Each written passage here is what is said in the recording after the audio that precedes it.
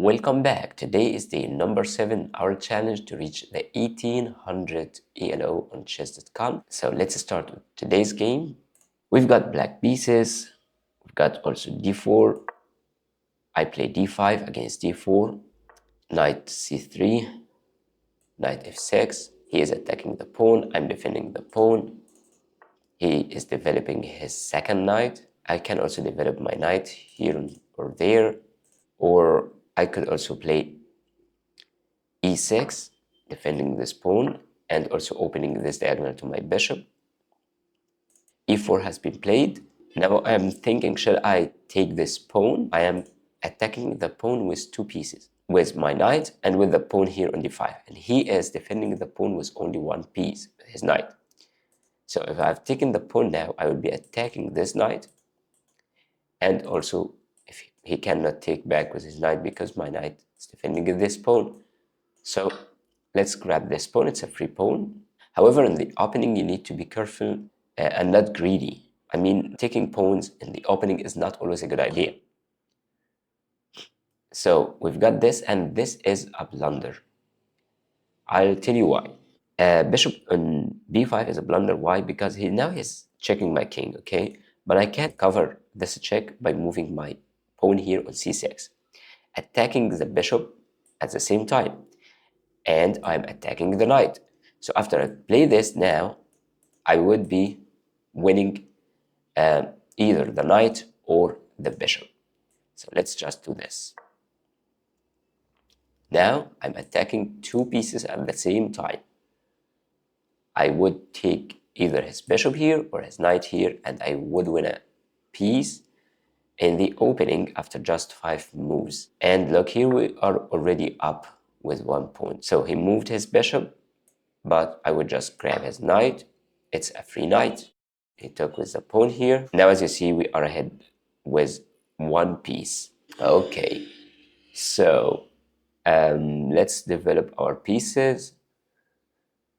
So I can just develop my bishop on f8. I put it here on e7. And in later moves, I'm trying to develop my other minor pieces, knight and bishop on c8. Okay, now he is attacking this pawn with his rook. I could castle and defend the pawn at the same time, but it wouldn't be a good idea because the rook would be facing my king here in an open file. And instead, I would just push the pawn to g6. And now the pawn is defended by 2 pawns, so he cannot take it with his rook. If you are ahead with material, you could also trade pieces safely. I got the opportunity to trade a piece. I can take it, he would take back. But by doing so, he would have 2 strong pawns in the center. So maybe we have a better move. It's also a good idea to look for checks. Check with checks. So I have this check here. It's my queen. Checking the king and attacking the bishop at the same time. Now he had to retreat with his knight, defending the bishop. This would be the best move. So let's go for it. So I'm checking his king and I'm attacking his bishop at the same time. So he covered the check with his queen, but he didn't defend the bishop. He should have played the knight here, covering the check, defending the bishop at the same time. So now I can just grab the bishop here. And now we have 2 pieces. Okay, he is attacking my queen with 1 pawn. I can take the knight. If he takes my queen, I take his queen. If you are ahead with material, you could simply trade pieces. However, you have to be careful.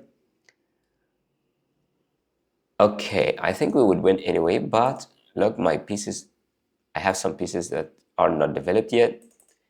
So I guess, yeah, I just would do this. I would take the knight and attacking the queen. He can't take my queen. I take his queen. He takes his knight. I retreat with my queen, and that's it. Yeah.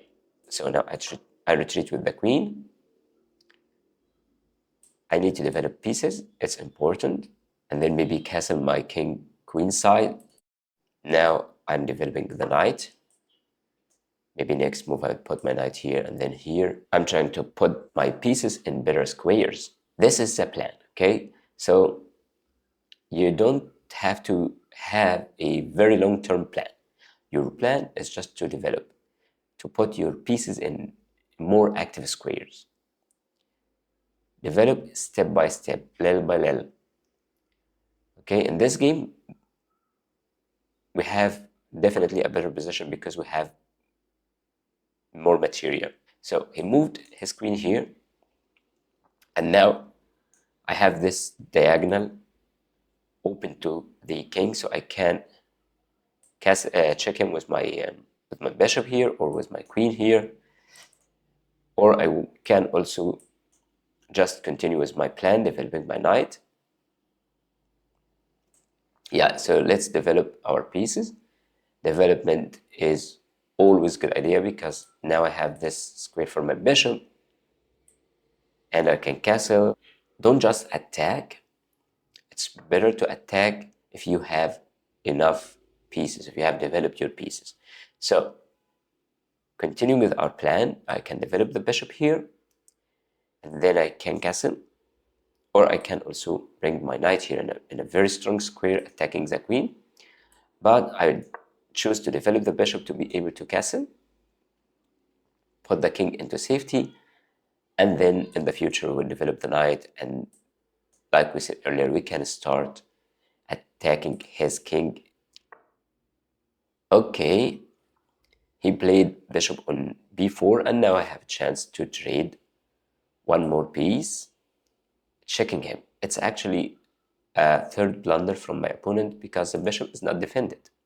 So I can just grab it with a check. Now he has to move his king or cover the check by his queen, but it would be a blunder. He moved the king. So now I can castle, or I can also attack his queen and bring the knight into a better square. So I'm going to do this, attacking the queen, bringing the knight into a better square, and the knight can participate in the attack against the king in the next moves. Okay, we got this move, rook on g3. Maybe he's trying to defending this square, but after he moved his rook to the g square, he left this back rank. Now this square is not defended anymore. And look at my queen. It is settled on this diagonal here.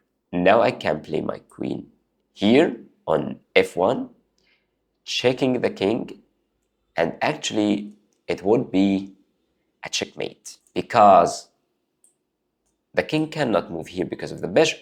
Also notice that we could grab the queen, okay? But now I have two choices. I could grab the queen or I could check and mate. So what's the best move? Of course, mate in one would be best. Let's do a quick review for the game. Okay, we've got d4, d5, and then, okay, this is the first blunder in the game.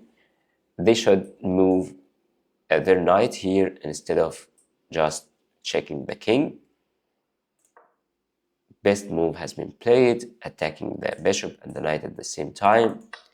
Now we want a piece, and yeah, this move also was great because we want a second piece, and now this is considered a best move from computer. Why?